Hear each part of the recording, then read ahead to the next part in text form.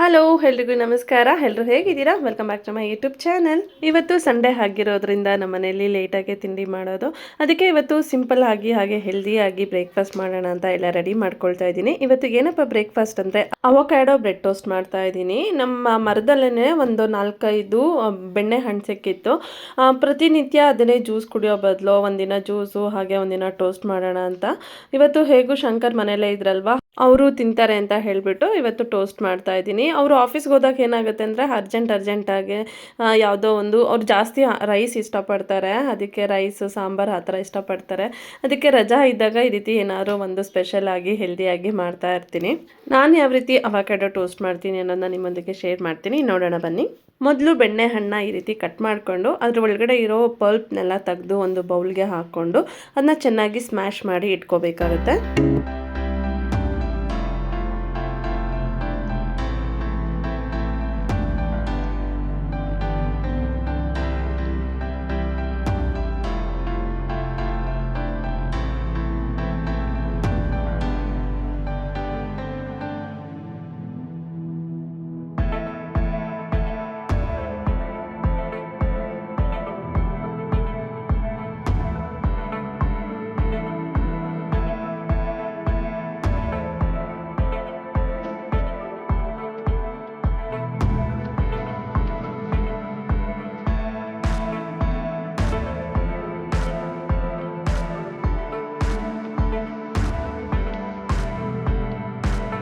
ಬೆಣ್ಣೆಹಣ್ಣು ಈ ರೀತಿ ಸ್ಮ್ಯಾಶ್ ಮಾಡ್ಕೊಂಡಿದ್ದಾದಮೇಲೆ ಅದಕ್ಕೆ ನಾನು ಇವಾಗ ಒಂದು ಈರುಳ್ಳಿ, ಒಂದು ಟೊಮ್ಯಾಟೋನ ಕಟ್ ಮಾಡಿ ಹಾಕ್ಕೊಳ್ತಾ ಇದ್ದೀನಿ. ಜೊತೆಗೆ ಸ್ವಲ್ಪ ಕೊತ್ತಂಬರಿ ಸೊಪ್ಪನ್ನ ಹಾಕ್ಕೊಳ್ತಾ ಇದ್ದೀನಿ. ಇನ್ನು ಬೇಕು ಅಂದರೆ ಇದಕ್ಕೆ ಸ್ವಲ್ಪ ಸೌತೆಕಾಯಿನೂ ಕಟ್ ಮಾಡಿ ಹಾಕೋಬಹುದು. ನಮ್ಮನೇಲಿ ಸೌತೆಕಾಯಿ ಖಾಲಿ ಆಗಿತ್ತು, ಹಾಗಾಗಿ ನಾನು ಸೌತೆಕಾಯಿ ಹಾಕಕ್ಕೆ ಹೋಗಿಲ್ಲ. ಖಾರಕ್ಕೆ ಬೇಕು ಅಂದರೆ ಹಸಿಮೆಣಸಿನ್ಕಾಯಿನೂ ಕೂಡ ಕಟ್ ಮಾಡಿ ಹಾಕೋಬಹುದು. ನಾನು ಇವತ್ತು ಹಸಿಮೆಣಸಿನ್ಕಾಯಿ ಬಳಸ್ತಾ ಇಲ್ಲ, ಅದ್ರ ಬದಲಿಗೆ ಚಿಲ್ಲಿ ಫ್ಲೇಕ್ಸ್ನ ಹಾಕ್ಕೊಳ್ತಾ ಇದ್ದೀನಿ. ಅದಾದಮೇಲೆ ರುಚಿಗೆ ತಕ್ಕಷ್ಟು ಉಪ್ಪು ಹಾಗೆ ಒಂದು ಚಿಟಿಕೆ ಆಗೋಷ್ಟು ಪೆಪ್ಪರ್ ಪೌಡರ್ನ ಹಾಕ್ಕೊಳ್ತಾ ಇದ್ದೀನಿ. ಇವಾಗ ಇಲ್ಲಿ ಚಿಲ್ಲಿ ಫ್ಲೇಕ್ಸ್ ಹಾಕ್ಕೊಂಡಿಲ್ಲ ಅಂದ್ರೇ ಪೆಪ್ಪರ್ ಪೌಡರ್ನ ಸ್ವಲ್ಪ ಜಾಸ್ತಿ ಹಾಕೋಬಹುದು. ಚಾಟ್ ಮಸಾಲ ತಿನ್ನೋಕೆ ಇಷ್ಟಪಡೋರು ಚಾಟ್ ಮಸಾಲನೂ ಕೂಡ ಸೇರಿಸ್ಕೋಬಹುದು. ನಮ್ಮನೇಲಿ ಚಾಟ್ ಮಸಾಲ ಯಾರು ಅಷ್ಟೊಂದು ಇಷ್ಟಪಡೋದಿಲ್ಲ, ಹಾಗಾಗಿ ನಾನು ತೊಗೊಬಂದು ಇಟ್ಕೊಂಡಿರೋದಿಲ್ಲ, ಅದಕ್ಕೆ ಚಾಟ್ ಮಸಾಲ ಹಾಕಿಲ್ಲ. ಇವಾಗ ಎಲ್ಲನೂ ಒಂದ್ಸಲ ಚೆನ್ನಾಗಿ ಮಿಕ್ಸ್ ಮಾಡಿಕೊಂಡು ಪಕ್ಕಕ್ಕೆ ಎತ್ತಿಟ್ಕೊಳ್ಳೋಣ.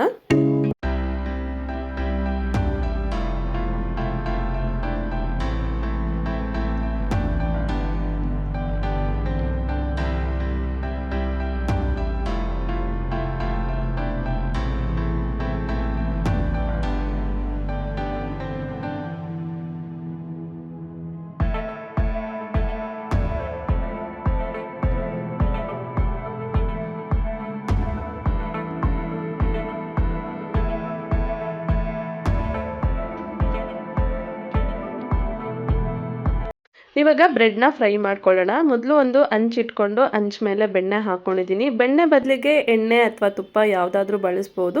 ನಾನು ಇವತ್ತು ಬೆಣ್ಣೆ ಯೂಸ್ ಮಾಡ್ತಾ ಇದ್ದೀನಿ. ಬೆಣ್ಣೆ ಎಲ್ಲ ಕರಗಿದಾದ್ಮೇಲೆ ಬ್ರೆಡ್ನ ಅದ್ರ ಮೇಲೆ ಇಟ್ಬಿಟ್ಟು ರೋಸ್ಟ್ ಮಾಡ್ಕೊಳ್ಳೋಣ. ನಾನು ವೀಟ್ ಬ್ರೆಡ್ ಬಳಸ್ತಾ ಇದ್ದೀನಿ, ಬೇಕು ಅಂದರೆ ವೈಟ್ ಬ್ರೆಡ್ ಕೂಡ ಬಳಸ್ಬೋದು. ನಾನು ವೈಟ್ ಬ್ರೆಡ್ ಜಾಸ್ತಿ ತೊಗೊಂಡು ಬರೋದಿಲ್ಲ ನಮ್ಮ ಮನೆಗೆ, ಯಾವಾಗಲೂ ವೀಟ್ ಬ್ರೆಡ್ಡೇ ತೊಗೊಳ್ಳೋದು. ಇದನ್ನು ಬಳಸೋದ್ರಿಂದ ಡೈಜೆಷನ್ ಈಸಿಯಾಗಿ ಆಗುತ್ತೆ. ವೈಟ್ ಬ್ರೆಡ್ ಯೂಸ್ ಮಾಡಿದ್ರೆ ಏನು ಗೊತ್ತಾ, ಡೈಜೆಷನ್ ಆಗೋದಿಲ್ಲ, ಹೊಟ್ಟೆ ಕಟ್ಟೋದು ಆ ರೀತಿ ಎಲ್ಲ ಆಗ್ತಾ ಇರುತ್ತೆ. ಹಾಗಾಗಿ ನಮ್ಮ ಮನೇಲಿ ಶಂಕರ್ ತಿನ್ನೋದಕ್ಕೆ ಇಷ್ಟಪಡೋದಿಲ್ಲ. ಹಾಗೆ ನನ್ನ ಮಗಳಿಗೂ ಬ್ರೆಡ್ ಟೋಸ್ಟ್ ಅಂದರೆ ತುಂಬ ಇಷ್ಟ, ಹಾಗಾಗಿ ನಾನು ಯಾವಾಗಲೂ ವೀಟ್ ಬ್ರೆಡ್ ತಗೊಳ್ತೀನಿ. ಮಕ್ಕಳಿಗೆ ವೈಟ್ ಬ್ರೆಡ್ ಕೊಡೋ ಬದಲು ವೀಟ್ ಬ್ರೆಡ್ ಕೊಟ್ಟರೆ ತುಂಬ ಒಳ್ಳೆಯದು. ಈ ರೀತಿ 2 ಸೈಡು ಬೆಣ್ಣೆ ಹಾಕ್ಬಿಟ್ಟು ಚೆನ್ನಾಗಿ ಟೋಸ್ಟ್ ಮಾಡ್ಕೊಳ್ತೀನಿ. ಬೆಣ್ಣೆ ಬದಲು ತುಪ್ಪ ಕೂಡ ಹಾಕೋಬೋದು. ತುಪ್ಪ ಹಾಕಿದ್ರೂ ಕೂಡ ಟೇಸ್ಟ್ ತುಂಬ ಚೆನ್ನಾಗಿರುತ್ತೆ.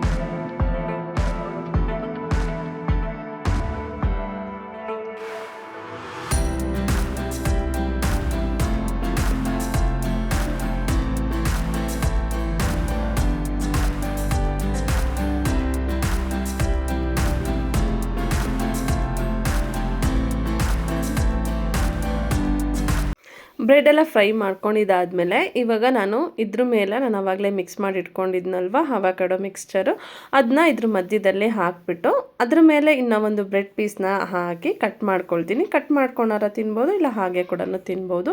ಕೆಲವ್ರು ಏನು ಮಾಡ್ತಾರೆ ಅಂದರೆ ಬ್ರೆಡ್ನೇ ಸ್ವಲ್ಪ ಗಟ್ಟಿಯಾಗಿ ಚೆನ್ನಾಗಿ ರೋಸ್ಟ್ ಮಾಡ್ಕೊಂಡ್ಬಿಟ್ಟು ಅದರಲ್ಲಿ ಹಿಂಗೆ ಎತ್ಕೊಂಡು ತಿಂತಾರೆ. ಹಂಗಾದ್ರೂ ತಿನ್ಬೋದು, ಇಲ್ಲ ಈ ರೀತಿ ಮಧ್ಯದಲ್ಲಿ ಸ್ಯಾಂಡ್ವಿಚ್ ಥರ ಮಾಡ್ಕೊಂಡು ಆದರೂ ತಿನ್ಬೋದು, ಚೆನ್ನಾಗಿರುತ್ತೆ. ಅವ್ರವ್ರ ಅನುಕೂಲ, ಅವ್ರವ್ರ ಇಷ್ಟ, ಹೇಗೆ ಅನಿಸುತ್ತೆ ಹಾಗೆ ತಿನ್ಬೋದು. ಈ ಮಿಕ್ಸ್ಚರ್ನ ನಾವು ನ್ಯಾಚೋಸ್ ಬರುತ್ತಲ್ವ, ನ್ಯಾಚೋಸ್ಗೂ ಕೂಡ ಡಿಪ್ ಮಾಡ್ಕೊಂಡು ತಿನ್ಬೋದು, ಅದು ಕೂಡ ಚೆನ್ನಾಗಿರುತ್ತೆ. ನೋಡಿ ಇವಾಗ ನಾನು ಈ ರೀತಿ ಮಾಡಿಕೊಂಡು ಇದನ್ನು ಇವಾಗ ಟ್ರಯಾಂಗಲ್ ಶೇಪಲ್ಲಿ ಕಟ್ ಮಾಡ್ತೀನಿ. ಇಲ್ಲ ಹಾಗೆ ತಿಂತೀವಿ ಅಂದರೆ ಹಾಗೇನೂ ತಿನ್ಬೋದು. ನಾನು ಚೆನ್ನಾಗಿರುತ್ತೆ ಅಂತ ಈ ತಿನ್ನೋದಕ್ಕೂ ಈಸಿ ಆಗುತ್ತೆ ಅಂತ ಟ್ರಯಾಂಗಲ್ ಶೇಪಲ್ಲಿ ಕಟ್ ಮಾಡ್ತೀನಿ. ತುಂಬ ಚೆನ್ನಾಗಿ ಬಂದಿತ್ತು. ಇದನ್ನು ನಾವು ಬೇಕಂದರೆ ಮಕ್ಕಳು ಲಂಚ್ ಬಾಕ್ಸ್ಗೂ ಕೂಡ ಹಾಕಿ ಕಳಿಸ್ಬೋದು. ನೋಡಿ ಎಷ್ಟು ಚೆನ್ನಾಗಿ ಬಂದಿದೆ. ಇದು ಮಾಡೋದು ತುಂಬ ಈಸಿ, ಹಾಗೆ ಬೇಗ ಕೂಡ ಮಾಡ್ಬೋದು. ಇದಕ್ಕೆ ಸ್ವಲ್ಪ ಕೆಚಪ್ ಹಾಕ್ಕೊಂಡು ತಿಂತೀವಿ ಅಂದರೆ ಕೆಚಪ್ ಹಾಕ್ಕೊಂಡು ತಿನ್ಬೋದು, ಇಲ್ಲ ಹಾಗೆ ತಿಂತೀವಿ ಅಂದರೆ ಹಾಗೇನೂ ಕೂಡ ತಿನ್ಬೋದು. ಇದನ್ನು ಇವಾಗ ಶಂಕರ್ ಕೊಟ್ಬಿಡ್ತೀನಿ.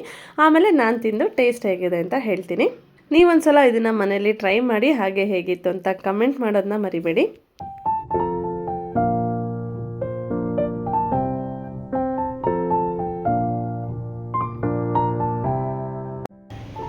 ತುಂಬ ಚೆನ್ನಾಗಿ ಬಂದಿದೆ.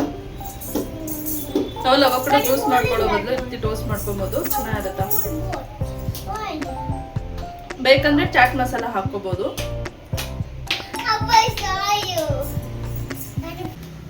ನೆನ್ನೆ ಮಾರ್ಕೆಟಿಂದ ಏನೇನು ತೊಗೊಂಡು ಬಂದು ತೋರಿಸ್ತೀನಿ. ನೆನ್ನೆ ರಾತ್ರಿ ಲೇಟ್ ಆಗೋಯ್ತು ಬರೋಷ್ಟರಲ್ಲಿ. ಇದಕ್ಕೆ ಇವಾಗ ನಾನು ಬ್ಲೌಸ್ ಪೀಸ್ ತೊಗೊಂಡೆ.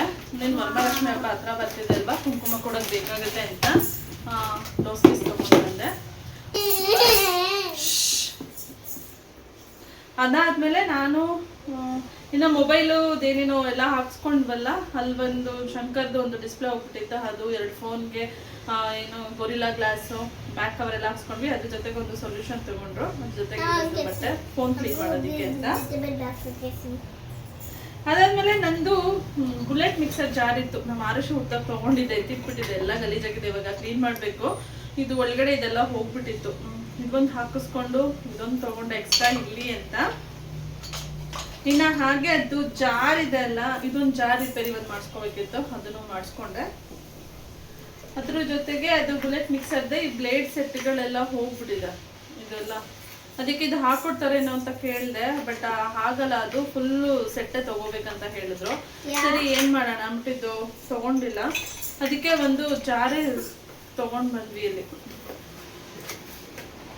ಇದು ಒಂದು ಬ್ಲೇಡ್ ಇದ್ರೆ ಹಾಕೋಬೋದು ಅಂತ ಒಂದು ಪುಟ್ಟು ಜಾರೆ ಇಸ್ಕೊಂಡೆ. ನನ್ನ ಹತ್ರ ಈ ಥರದ್ದು ಇನ್ನ 2 ಕ್ಯಾಪ್ ಇದೆ, ಇದೆರಡು ಕ್ಯಾಪ್ ಇದೆ. ಅದಕ್ಕೆ ಇದು ಆಗುತ್ತೆ ಬ್ಲೇಡ್ ಅಂತ ಹಾಕೋಬಹುದು, ಅದಕ್ಕೆ ತಗೊಂಡು ಬಂದೆ ಅದನ್ನು. ಇನ್ನು ಹಾಗೆ ಹೋಗಿದ್ದ ಉದ್ದೇಶ ಅಂದರೆ ಶಂಕರ್ದು ಫೋನ್ ಇದೆಲ್ಲ ಅದ್ರಕ್ಕೆ ಡಿಸ್ಪ್ಲೇ ಹಾಕ್ಸ್ಬೇಕಿತ್ತು. ಅದ್ರ ಜೊತೆಗೆ ಶಂಕರ್ ಮಾನಿಟರ್ ತಗೋಬೇಕಿತ್ತು. ಅದೊಂದು ಮಾನಿಟ್ರ್ ತಗೊಂಡು ಬಂದ್ವಿ.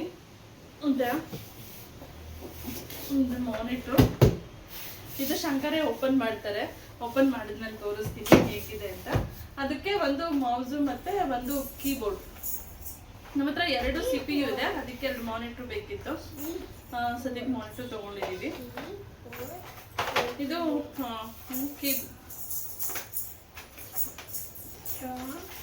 ಕೀಬೋರ್ಡು.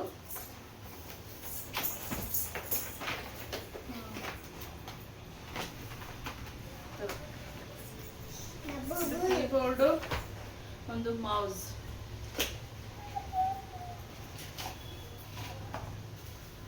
ಅಷ್ಟು ತಗೊಂಡು ಬಂದ್ವಿ. ಹೊಸ ಮಾನಿಟರ್ ನೀನೇ ಫಸ್ಟ್ ಬೋಣಿನಾ?